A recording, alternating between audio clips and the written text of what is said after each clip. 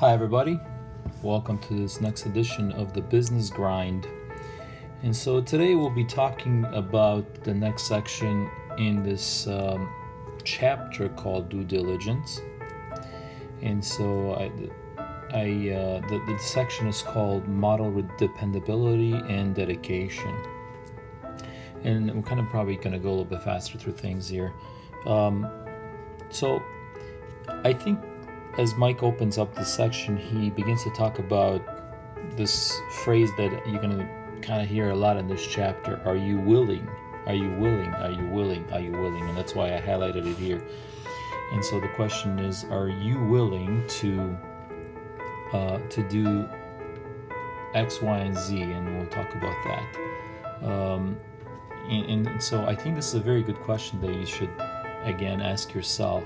There's probably quite a few as we've gone over, but I think this is going to come up a lot. Are you willing? And then it's going to be followed by many things. But one of the things that he's talking about: are you willing to be dependable and dedicated?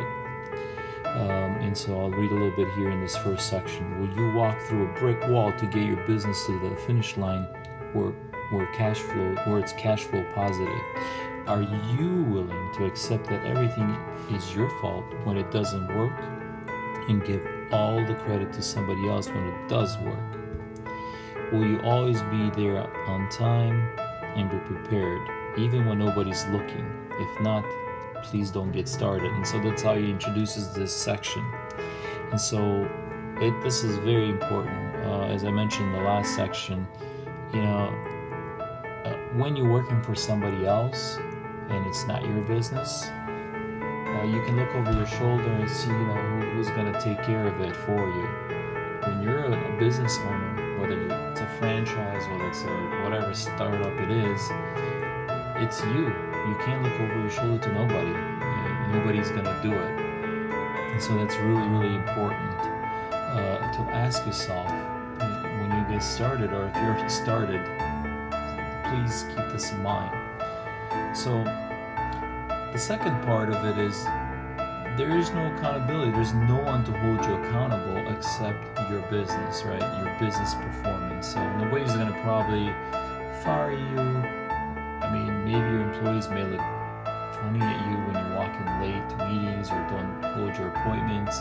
But in general, you're the boss. You can do whatever you want. And so the reflection will be in sort of how your business performs, whether you're losing customers, etc. So keep that in mind. Nobody's going to attack you. Nobody's going to tap you on the shoulder and ask you, what's up? What are you doing? Why didn't you show up? Why aren't you keeping your word? It's all on you. And I'll tell you, this is a reality for me, and I totally identify with this. I've always dreamt or wanted to have a business of my own business, and sort of kind of organize my day and really be able to make up my own schedule. And that's great. However, that does come with a big responsibility. If you're not a disciplined person, it's tough, because there's so many things that can come your way and so many opportunities, and unless you learn how to be disciplined to focus on the things that you need to do, it's not going to happen. You're not going to be able to accomplish much. It's going to be a lot of distractions. I'm telling you, in a way, it's much harder to stay focused than when you go to 8 to 5 job, because there you flow along with the system. Here, you're the system. So keep that in mind. So anyway, the second thing that Mike brings up is, vacation and sick days. In a startup, there are no days off, in a way. I mean, if you're used to maybe going up north with your family every month or every year for vacation, you may or may not be able to, because you're the heart and soul of this business. At least at the very beginning, you might have to put that on the back burner for now. There will be no vacations or holiday breaks until you get that cash flow. Get your business to cash flow for a while. So maybe there'll be a lot of wonderful rewards after that, but until then, this period, you have to put those on the back burner. So also, a lot of people say, well, I plan to open this up, and within the first 6 months, I'll just hire a really good, manager with an MBA, and that's what Mike talks about here. Well, it kind of says, I hate to break it to you, but that doesn't necessarily work. You're the MBA, you're that leader, and even nobody's going to do as good of a job as you will if you're involved, especially this early in the game. And so you, not a manager, must be there and involved at every way. And he makes a really good point. I highlighted it here. It says, don't, show, don't tell. It's easy to say, hey, do this, do this.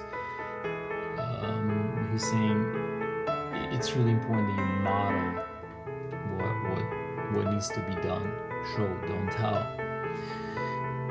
And so that's the only way in a startup. Honestly, the startup is so critical because you set a tone for how things are going to be done. If they're done, not thoroughly, if things are done sort of up to a certain point but not all the way and not well thought out, that's the style that's going to be driven forward by your employees. So just keep that in mind. You're really setting the tone. You also have to be very commitment. You have to be all in. And he's saying pretty much put on your helmet and your mouthpiece, and alluding to football or hockey. I think Mike's a big hockey fan. And go at it that way, because you're gonna get bumped a lot. And so if that's not the level of commitment that you have towards your business, keep your money in the proverbial pocket, as Mike puts it, as in better off not becoming an entrepreneur. So that's an important thing to remember. There isn't a single person who is involved in your company who doesn't know and feel that my business partner and I will do whatever it takes, whenever it's needed, in order to make the business grow and thrive. So this is kind of what the level of commitment that he had or has for his business with Bob. And I think that's very important.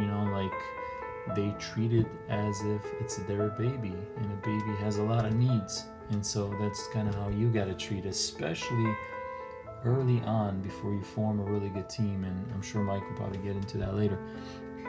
And then he goes on to give kind of an example, and he says, hey, I was fortunate enough to play some golf with some young person that was kind of mentored by Michael Jordan, MJ, the ultimate basketball player, right? The best at what he does.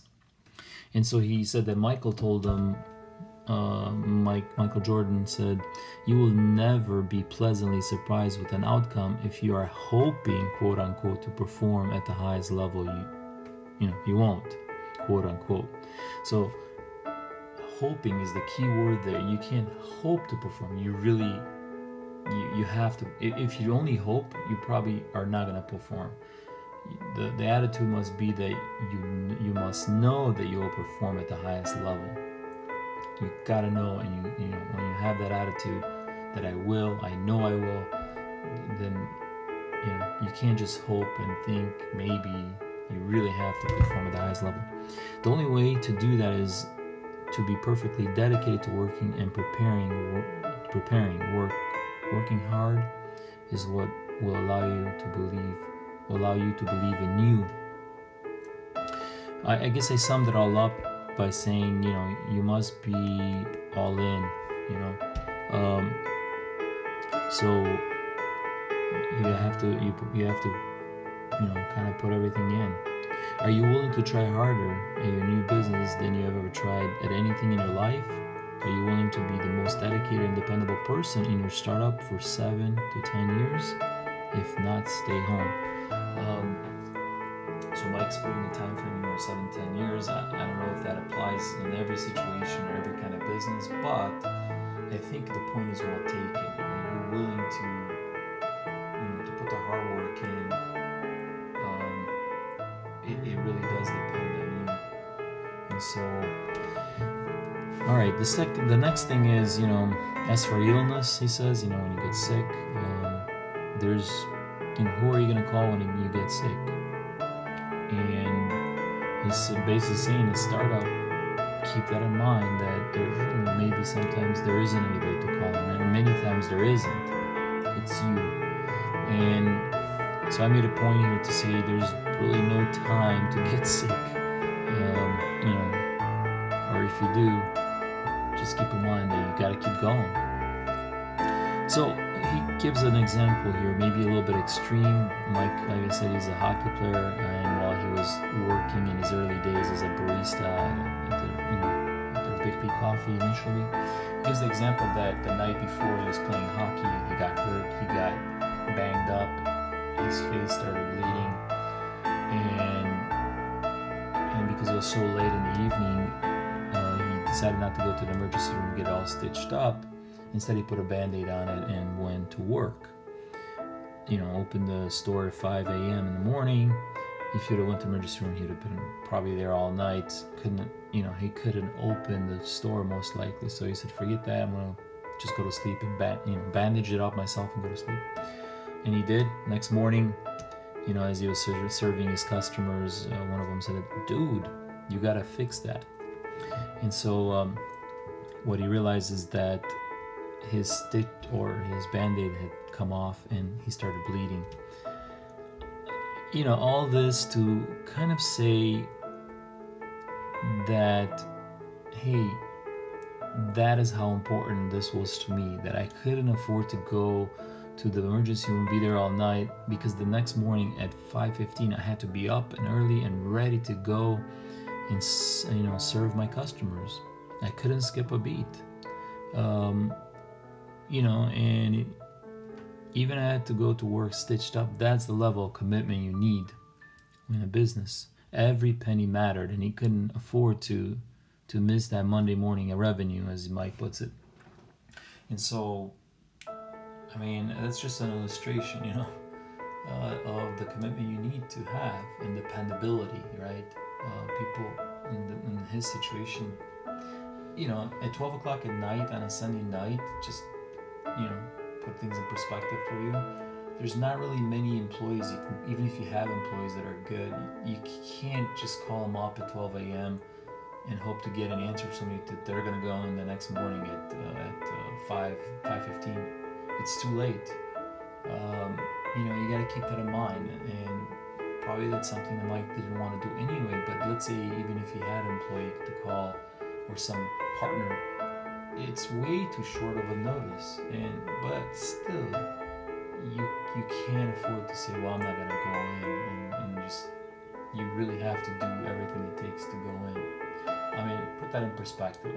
Nobody's saying you're sick and you're going to get people sick and you should go to work. I don't think we're saying that, but I could totally relate to that. I could totally relate where I've been, I've taken a red-eye flight home. I've been on a plane all day, and guess what? The next morning, 6 o'clock, the flight arrived at 5 o'clock. By 7, I had to be at work. There wasn't skipping. There wasn't. Well, I didn't get to sleep last night. I had to go in. I had to be at my top. I'm not suggesting you do that, but the point is that there wasn't going home and going to sleep and then going into work because I could. I'm the boss. There wasn't. Actually, I had to be more committed than anybody else. And I think when you do that and people see that, your employees see that, that really emulates for them how they should be.